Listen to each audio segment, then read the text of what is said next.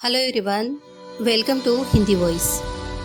ये कहानी बंटवारे से पहले अंग्रेजी राज की है। उस समय लोगों के स्वास्थ्य बहुत अच्छे हुआ करते थे। बीड़ी, सिगरेट, वनस्पति घी का प्रयोग नहीं हुआ करता था। उस जमाने के लोग बहुत निडर होते थे। हत्या, डकैती की कोई घटना हो जाती थी तो पुलिस और जनता उसमें रुचि लिया करती थी। गांव में पुलिस आ जाती तो पूरे गांव में खबर फैल जाती थी कि थाना आया हुआ है। एक अंग्रेज डिप्टी कमिश्नर इंग्लैंड से रावलपिंडी स्थानांतरित होकर आया था। जब भी कोई नया अंग्रेज अधिकारी आता तो उसे उस इलाके की पूरी जानकारी कराई जाती थी, जिससे वह अच्छा कार्य करके अपनी सरकार का नाम ऊंचा कर सके। उस अंग्रेज डिप्टी कमिश्नर को बताया गया कि भारत में अनोखी घटनाएं होती है, जिनमें डाके और चोरियां शामिल है। अपराधियों की खोज करना बहुत कठिन काम होता है। कई घटनाएं ऐसी होती है कि सुनकर हैरानी होती है। नए अंग्रेज डिप्टी कमिश्नर ने एसपी से कहा कि मेरे बंगले पर 24 घंटे पुलिस की गारद रहती है, साथ ही 2 खूंखार कुत्ते भी। इसके अलावा मेरे इलाके में पुलिस भी रहती है। रात भर लाइट जलती है। क्या ऐसी हालत में भी चोर मेरे घर में चोरी कर सकता है? एसपी ने जवाब दिया कि ऐसे में भी चोरी की संभावना हो सकती है। अंग्रेज डिप्टी कमिश्नर ने कहा, मैं इस बात को नहीं मानता। इतनी सावधानी के बावजूद कोई चोरी कैसे कर सकता है? एसपी ने कहा, अगर आप आजमाना चाहते हैं तो एक काम करें, एक इश्तहार निकलवा दे जिसमें यह लिखा जाए कि अंग्रेज डिप्टी कमिश्नर के बंगले पर अगर कोई चोरी करके निकल जाए तो उसे 500 रुपए का नकद इनाम दिया जाएगा। अगर वह पुलिस या कुत्तों द्वारा मारा जाता है तो अपनी मौत का वह स्वयं जिम्मेदार होगा। अगर वह मौके पर पकड़ा गया या मारा नहीं गया तो पेश होकर अपना इनाम ले सकता है। उसे गिरफ्तार भी नहीं किया जाएगा और न ही कोई सजा दी जाएगी। डिप्टी कमिश्नर ने एसपी की बात मान ली। इश्तहार छपाकर पूरे शहर में लगा दिए कि इश्तहार निकलने के 2 महीने बाद ये बात उड़ते उड़ते चकवाल गांव भी पहुंची। उस जमाने में गांव के लोग शाम को चौपालों पर एकत्र होकर गपशप किया करते थे। चकवाल की एक ऐसी चौपाल पर अमीर नाम का आदमी बैठा हुआ था जो 10 नंबरी था। उसने वही डिप्टी कमिश्नर के इश्तिहार वाली बात सुनी। उसने लोगों से पूछा कि 2 महीने बीतने पर भी वहां चोरी करने कोई नहीं आया क्या?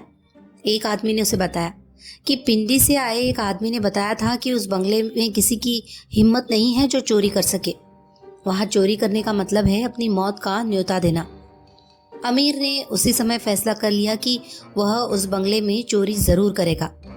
अंग्रेज डिप्टी कमिश्नर को वह ऐसा सबक सिखाएगा कि वो पूरी जिंदगी याद रखेगा।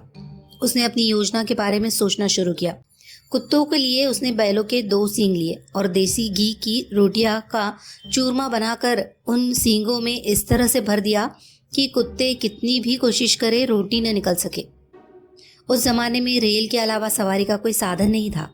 गांव के लोग 30-40 मील तक की यात्रा पैदल ही कर लिया करते थे। चूंकि अमीर 10 नंबरी था, इसीलिए कहीं बाहर जाने से पहले इलाके के नंबरदार से मिलता था। इसीलिए अमीर सुबह जाकर उससे मिला, जिससे उसे लगे कि अमीर गांव में ही है।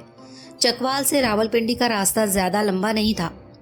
अमीर दिन में ही पैदल चलकर डिप्टी कमिश्नर की कोठी के पास पहुंच गया। उसने संतरियों को कोठी के पास ड्यूटी करते हुए देखा। बंगले के बाहर की दीवार आदमी की कमर के बराबर ऊंची थी। बंगले के अंदर संतरों के पेड़ थे और बड़ी संख्या में फूलों के पौधे भी थे। बंगले के चारों ओर लंबे लंबे बरामदे थे। बरामदे के 4-4 फुट चौड़े पिलर थे। अमीर को अंदर जाकर कोई भी चीज चुरानी थी और यह साबित करना था कि भारत में एक ऐसी भी जाति है जो बहुत दिलेर है और जान की चिंता किए बिना हर चैलेंज कबूल करने के लिए तैयार रहती है। जब आधी रात हो गई तो वह बंगले की दीवार से लगकर बैठ गया और संतरियों की गतिविधि देखने लगा। जिन सींगों में घी लगी रोटियों का चूरमा भरा था, उसने वे सींग बड़ी सावधानी से अंदर की ओर रख दिए। वह खुद दीवार से 10-12 गज दूर सरक कर बैठ गया। कुत्तों को घी की सुगंध आई तो वे सींगों में से चूरमा निकालने में लग गए। फिर दोनों कुत्ते सींगों को घसीटते हुए काफी दूर अंदर चले गए। अब अमीर ने संतरियों को देखा। वे 4 थे। बरामदे में इधर से उधर घूमते हुए थोड़ी थोड़ी देर के बाद एक दूसरे को क्रॉस करते थे। संतरी राइफल लिए हुए थे और उन्हें ऐसा लग रहा था कि 2 महीने से भी ज्यादा बीत चुके हैं। अब वह किसी में यहाँ आने की हिम्मत नहीं है। वैसे भी वो थके हुए लग रहे थे। आमिर दीवार फांद कर पौधों की आड़ में बैठ गया। वह ऐसे मौके की तलाश में था जब संतरियों का ध्यान हटे और वह बरामदे से होकर अंदर चला जाए। उसे ये मौका जल्दी ही मिल गया। क्रॉस करने के बाद जब संतरियों की पीठ एक दूसरे के विपरीत थी, आमिर जल्दी से कूदकर बरामदे के पिलर की आड़ में खड़ा हो गया। आमिर फुर्तीला था, दौड़ता हुआ ऐसा लगता था मानो जहाज उड़ा रहा हो। उसे यकीन था कि काम हो जाने के बाद अगर वह बंगले के बाहर निकल गया तो संतरियों का बाप भी उसे पकड़ नहीं पाएगा। दूसरा अवसर मिलते ही वह कमरे का जाली का दरवाजा खोलकर कमरे में पहुंच गया। लकड़ी का दरवाजा खुला हुआ था। चारों ओर देखकर वह बंगले के बीचों बीच वाले कमरे के अंदर पहुंचा। उसने देखा कमरे के बीच में बहुत बड़ा पलंग था। उस पर एक ओर साहब सोया हुआ था और दूसरी ओर उसकी मीम सो रही थी। मध्यम लाइट जल रही थी। कमरे में लकड़ी की 2-3 अलमारियां थी। चमड़े के सूटकेस भी थे। उसने एक सूटकेस खोला, उसमें चांदी के सिक्के थे। उसने एक एक करके सिक्के अपनी अंटी में भरने शुरू कर दिए। जब अंटी भर गई तो उसने मजबूती से गांठ बांध ली। वह निकलने का इरादा कर ही रहा था कि उसकी नज़र सोई हुई मीम के गले की ओर गई, जिसमें मोतियों की माला पड़ी थी। मध्यम रोशनी में भी मोती चमक रहे थे। उसने सोचा, अगर ये माला उतारने में सफल हो गया तो चैलेंज का जवाब हो जाएगा। मीम और साहब गहरी नींद में सोए हुए थे। उसने देखा कि माला का हुक मीम की गर्दन के दाईं ओर था। उसने चुपके से हुक खोलने की कोशिश की। हुक तो खुल गया, लेकिन मीम ने सोती हुई हालत में अपना हाथ गर्दन पर फेरा और साथ ही करवट बदलकर दूसरी ओर हो गई। अब माला खुलकर उसकी गर्दन और कंधे के बीच बिस्तर पर पड़ी थी। आमिर तुरंत पलंग के नीचे हो गया। 5 मिनट बाद उसे लगा कि अब मीम फिर गहरी नींद में सो गई। उसने पलंग के नीचे से निकलकर धीरे धीरे माला को खींचना शुरू कर दिया। माला निकल गई। उसने माला अपनी लुंगी की दूसरी ओर अंटी में बांध ली। आमिर जाली वाले दरवाजे की ओट में देखता रहा कि संतरी कब इधर उधर होते हैं। उसे जल्दी ही मौका मिल गया। वह जल्दी से खंबे की ओट में खड़ा होकर बाहर निकलने का मौका देखने लगा। कुत्ते अभी तक सिंक में से रोटी निकालने में लगे हुए थे। उसे जैसे ही मौका मिला वह दीवार फांद कर बाहर की ओर कूदकर भागा। संतरी होशियार हो गए और जल्दबाजी में अंट शंट गोलियां चलाने लगे, लेकिन उनकी गोली आमिर का कुछ नहीं बिगाड़ सकी। वह छोटे रास्ते से पगडंडियों पर दौड़ता हुआ रात भर चलकर अपने घर पहुंच गया। बाद में आमिर को पता लगा कि गोलियों की आवाज सुनकर मीम और साहब जाग गए थे। जागते ही उन्होंने कमरे में चारों ओर देखा। सिक्कों की चोरी को उन्होंने मामूली घटना समझा, लेकिन जब मीम साहब ने अपनी माला देखी तो उसने शोर मचा दिया। वो कोई साधारण माला नहीं थी, बल्कि अमूल्य थी। एसपी साहब और नगर के सभी अधिकारी एकत्र हो गए। उन्होंने नगर का चप्पा चप्पा छान मारा, लेकिन चोर का पता नहीं लगा।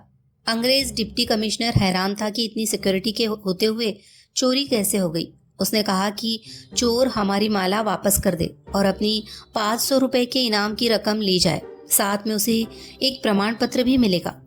इश्तिहार लगाए गए, अखबारों में खबर छपाई गई, लेकिन 6 माह गुजरने के बाद भी चोर सामने नहीं आया।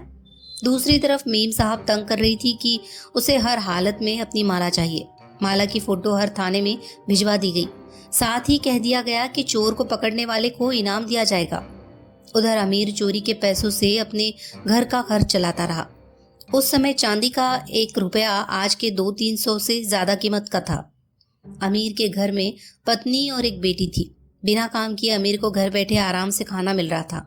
उसने सोचा, पेश होकर अपने लिए क्यों झंझट पैदा करे, हो सकता है उसे जेल में डाल दिया जाए। उसकी पत्नी ने माला को साधारण समझकर एक मिट्टी की डोली में डाल रखा था। एक दिन उसने उस माला के 2 मोती निकाले और पास के एक सुनार के पास गई। उसने सुनार से कहा कि उसकी बेटी के लिए 2 बालियां बना दे और उनमें एक मोती डाल दे। सुनार ने उन मोतियों को देखकर अमीर की पत्नी से कहा, ये मोती तो बहुत कीमती है, तुम्हें ये कहाँ से मिले? उसने झूठ बोलते हुए कहा, मेरा पति गांव के तालाब की मिट्टी खोद रहा था, ये मोती मिट्टी में निकले हैं। मैंने सोचा बेटी के लिए बालियां बनवाकर उसमें ये मोती डाल दूं, इसीलिए तुम्हारे पास आई हूँ। सुनार ने उसकी बातों पर यकीन करके बालियां बना दी। उसने अपनी बेटी के कानों में बालियां पहना दी। दुर्भाग्य से एक दिन अमीर की बेटी अपने घर के पास बैठी रो रही थी। तभी एक सिपाही जो किसी केस की तफ्तीश के लिए नंबरदार के पास जा रहा था, उसने रास्ते में अमीर के घर के सामने लड़की को रोते हुए देखा। देखकर ही वह समझ गया कि किसी गरीब की बच्ची है। माँ इधर उधर गई होगी, इसीलिए रो रही होगी। लेकिन जब उसकी नज़र बच्ची के कानों पर पड़ी तो चौंका। उसकी बालियों में मोती चमक रहे थे। उसे लगा कि वे साधारण मोती नहीं हैं। उसने नंबरदार से पूछा कि ये किसकी लड़की है। उसने बता दिया कि वह अमीर की लड़की है जो 10 नंबरी है। हवलदार को कुछ शक हुआ। उसने पास जाकर मोतियों को देखा तो वे मोती फोटो वाली उस माला से मिल रहे थे जो थाने में आया था। उसने अमीर को बुलवा कर कहा कि वो बच्ची की बालियां थाने ले जा रहा है, जल्दी ही वापस कर लौटा देगा। थाने में ले जाकर उसने चेक किया तो वे मोती मेम साहब की माला के निकले। अमीर पहले से ही संदिग्ध था, नंबरी भी। उसे थाने बुलवा कर पूछा गया कि ऊपर से 10 मोती उसे कहाँ से मिले। सब सच सच बता दे, नहीं तो मार मार कर हड्डी पसली एक कर दी जाएगी। पहले तो अमीर थानेदार को इधर उधर की बातों में उलझाता रहा, लेकिन जब उसे लगा कि बिना बताए छुटकारा नहीं मिलेगा तो उसने पूरी सच्चाई उगल दी। उसके घर से माला भी बरामद कर ली गई।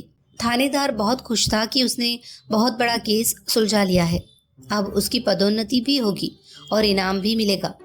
अमीर को एसपी रावलपिंडी के सामने पेश किया गया। साथ ही डिप्टी कमिश्नर को सूचना दी गई कि मेम साहब की माला मिल गई है। डीसी और मेम साहब ने उन्हें तलब कर लिया। मेम साहब ने माला को देखकर कहा कि माला उन्हीं की है।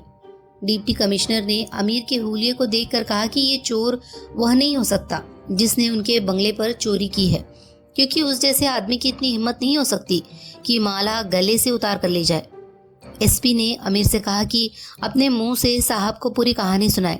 अमीर ने पूरी कहानी सुनाई और बीच बीच में सवालों के जवाब भी देता रहा।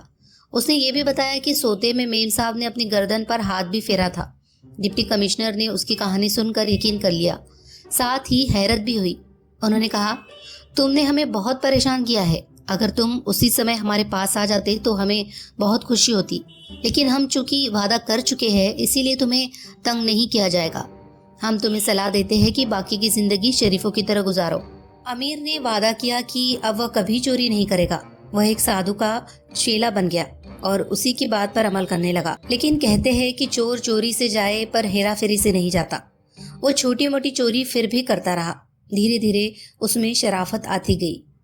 आप सुन रहे थे SM खान की लिखी हुई कहानी अगर आपको पसंद आई हो तो प्लीज़ इसे लाइक करें, शेयर करें और कमेंट करें, और हमारे चैनल को सब्सक्राइब करना ना भूलें। धन्यवाद।